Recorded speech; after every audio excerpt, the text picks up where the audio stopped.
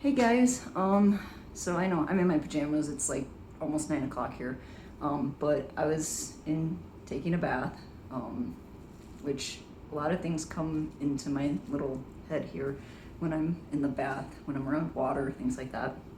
Things just kind of come into my brain.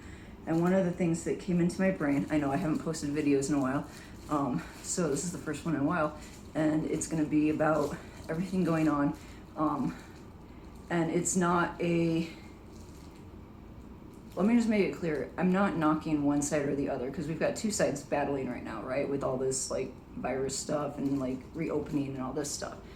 I'm not on one side or the other. I'm in the middle. I get both sides of it, right? So don't think I'm attacking one side or the other. This is just something that came to my brain that I thought maybe you guys might want to hear, and maybe give you guys something to think about as well. So, and this kind of goes more towards the side of talking more to the ones that are the freedom riders, I guess you could call them, the ones that are like, where's my freedom with all of this? Like, you're making me stay home, you're telling me I have to do this and this. I want my freedom, it's my body, whatever.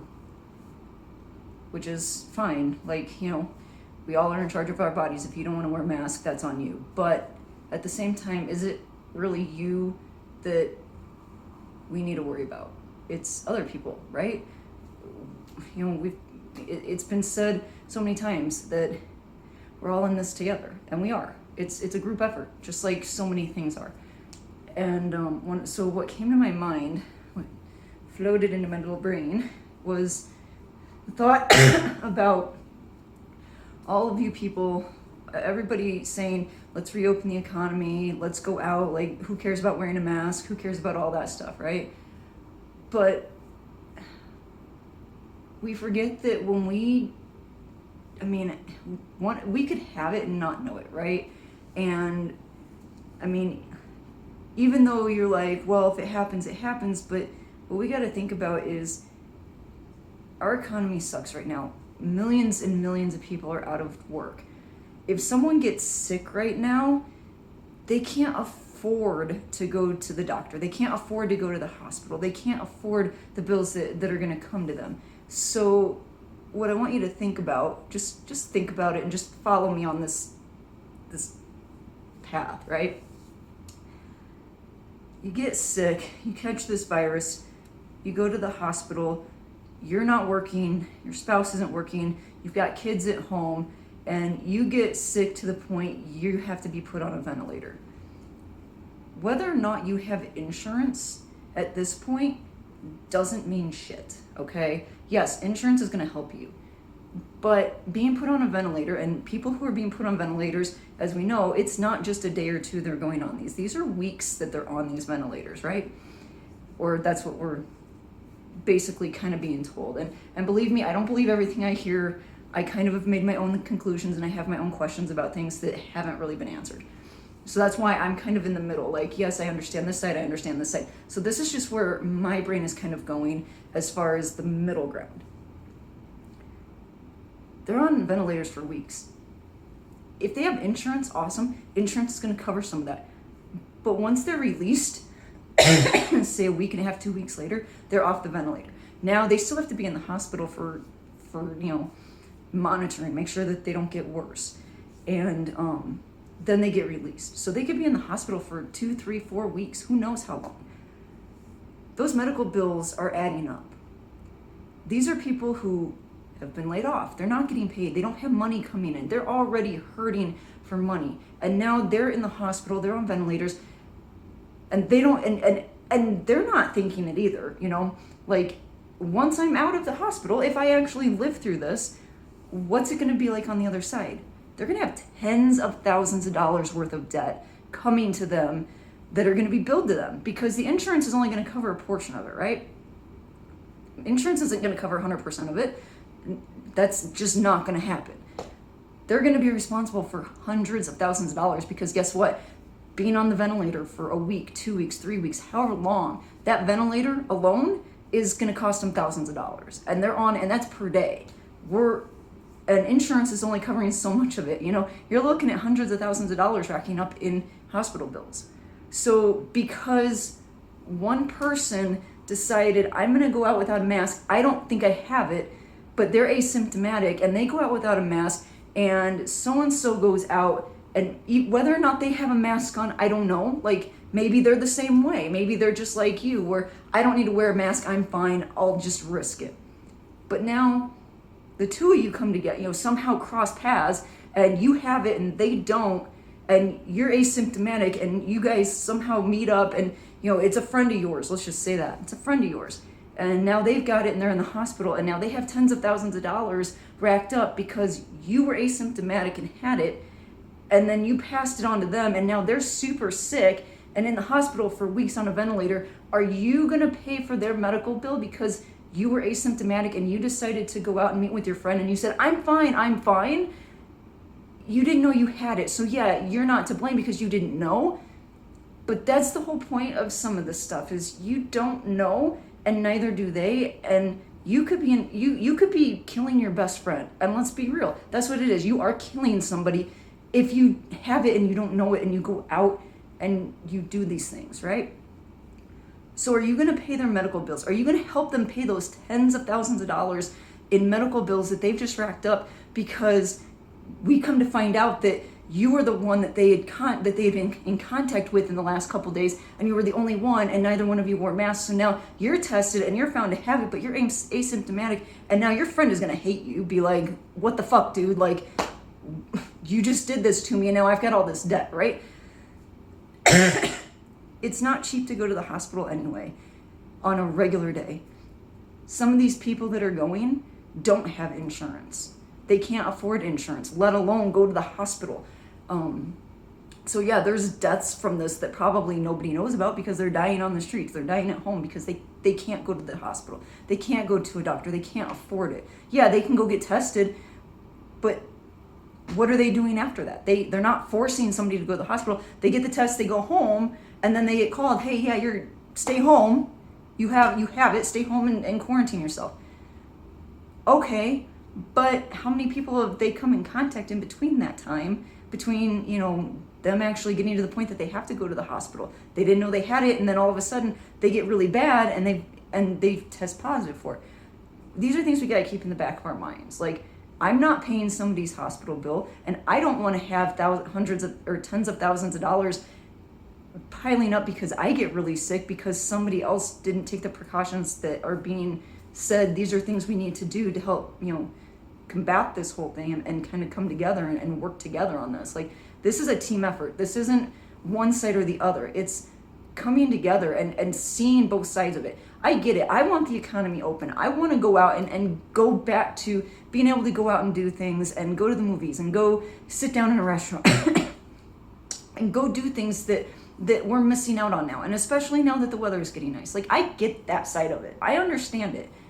Freedom, but on the other side of it is none of us are really completely free, right? We are still run by our government, no matter how you look at it.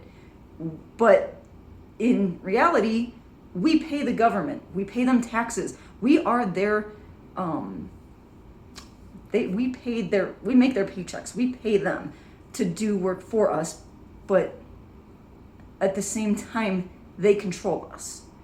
They tell us we have to pay taxes. We have to pay them, but yet they technically work for us, right? We're not completely free. There is no such thing as freedom as we want to believe it to be. But everybody says, I want my freedom. This is a free country. This is my freedom to be able to go out and do what I want. And if I don't want to wear a mask, I don't have to. That's great. You don't want to wear a mask? Fine, don't wear a mask. And by the way, this is all allergies. I went to an allergist and I'm allergic to pretty much everything apparently, so yeah. But getting back to everything, we're not 100% free. It's plain and simple. We have to pay to live. I mean, we have to pay to be born. We have to pay to die. We have to, the government tells us that we are allowed to drive a car. We have to have a driver's license. So we have to, we have to have certain things. If we were completely free, we could do whatever the fuck we wanted, whenever we wanted, without anybody regulating anything. We have, liquor is regulated, pot's regulated, whether or not we can drive is regulated, insurance even is regulated, our money is regulated, everything that we do and we touch is regulated by the government. So how free are you wanting to be? Because at this point, the freedom you're talking about isn't complete freedom. I'm not saying anything bad, don't go do anything stupid of like trying to overturn anything. That's not what I'm saying. I'm just saying is you've got to explain what your level of freedom that you want is. You want freedom that, it's my body, so I can do what I want. If I want to risk catching this virus, then that's on me. And it is on you. But it's also on you if you give it to somebody else because you have it and don't know it. That also falls back on you. And you have to be willing to take that responsibility. But the problem is nobody wants to take that responsibility. They want to say, I don't have it because I'm asymptomatic. And the fact is you have it, you gave it to somebody, and when it comes back to you, and you go, no, I don't have it, and then you test positive for it, well, yeah, it was you that gave this person that. Take the responsibility for it. But we're a society that we want to push the blame off onto everybody else and not take responsibility for ourselves. So on the other side of it, of everybody wanting to follow the rules and do what's being asked of them, and people calling them that they're sheeple and everything like that, not necessarily, okay? They're doing what they're doing, whether they're being told by the government or not.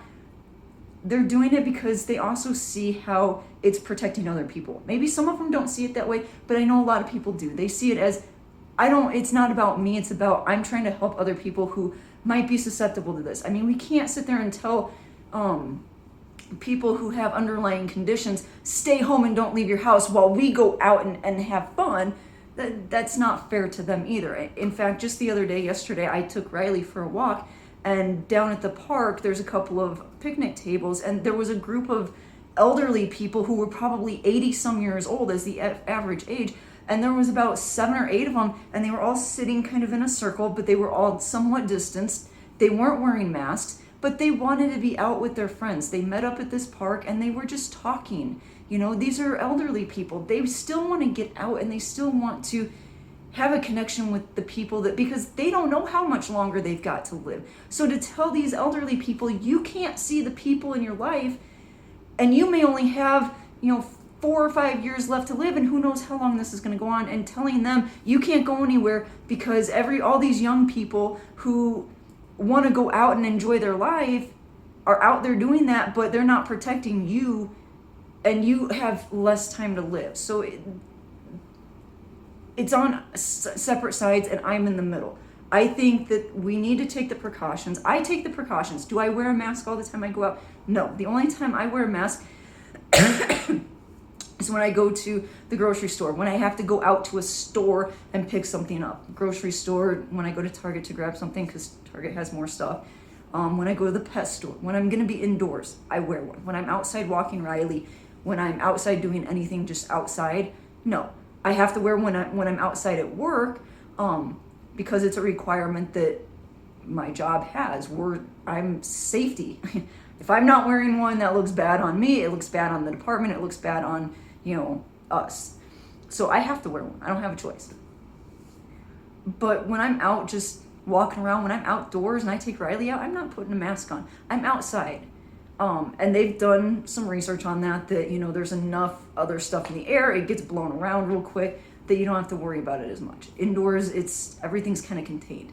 So yeah, when I'm indoors, I'm wearing one. Not for me. If I catch it, I catch it. I mean, granted, I don't want it with this cough that I have for allergies. I don't want to make everything worse, but I'm doing it because I want to protect other people. That if for some reason I am asymptomatic, what if this cough is allergies, but what if I do have the asymptomatic bug going around inside me? What if I had it at one point and I fought it off and I'm good now? I don't know. None of us really know. So it's about helping other people. It's about taking care of my fellow man. It's about being a decent human being with that. Do I understand both sides? Yes, I understand both sides. I want the economy to reopen. At this point, with just the few months that we've all been sitting at home and everybody's been out of work, it's probably going to be at least 6 months to a year before people are going to be are going to feel comfortable even once everything starts opening up. People are playing catch up on their bills and everything like that. I mean, these hospital bills, that's going to be there for the rest of their life probably. There's a bug in here. Squirrel. But I'm now distracted and don't know what I was thinking. So, I think I have to stop there because the bug distracted me and I lost my train of thought with it. But just think about each other, I mean, like I said, I'm in the middle. I see both sides of it, and I want the economy to open. I want to get back out there. Now I know what I was talking about. At this point, the economy is probably going to take 6 months to a year at minimum once everything starts to open back up and people are getting back into working, because they've got to play catch up on their bills before they can do anything else. So travel, anything considered luxury, traveling, going to restaurants, going to movies, spending money is going to be very hard for a while, because people are not going to trust that this won't happen again. It's going to become, I need to save more than I need to spend. So it's going to take a while for the economy to bounce back, and it's going to take a while before people who do go back and start working, and even the people who are working right now, they're not spending money, because if they were, there's still quite a few people working from home. Let's be real. There's still a lot of people working from home. They're not out there spending their money because they're like, screw this. I don't know if I'm going to have a job. Even though I'm working from home and can work from home, doesn't mean I'm not going to be next, right? Nothing is, the only constant we have in life is change. And if we don't learn how to roll with it and go with it and just flow through those changes and adapt, it stresses you out. It freaks you out and you don't know what to do. And we've got to just learn how to roll with the punches. And, this is a punch that we all have been hit with, and we all have to accept and roll with and just figure it out together. And, that means both sides, both ends of the spectrum, coming together and meeting in the middle and saying, okay, this is what I am willing to do, and this is what I'm willing to do, and this is where I'm willing to give, and work together. We're all a team, we're all part of the human race team. We're all part of living, breathing organisms in this world, whether it's animals, plants, whatever. As long as it breathes and lives, we're all part of that. And we just need to get back to that. And I'm not telling anybody what to do. I'm just giving another mindset of, think about the people who are on these ventilators, who are in these hospitals for weeks. Think about the bills that they have at home already, and now they're adding tens of thousands of dollars to that. Let's just think about that part of it. And I think I've rambled on long enough. I had a little distraction, my little squirrel moment. So I'm gonna go. It's late. I've been talking for 18 minutes, and I'm sure most of you have probably turned it off before you even get to this point. So I'm gonna go to bed. But I wanted to share that with you, just my thoughts, and just to kind of get y'all thinking about things. And I don't know. I'm going to bed. Good night. Peace out. Bye.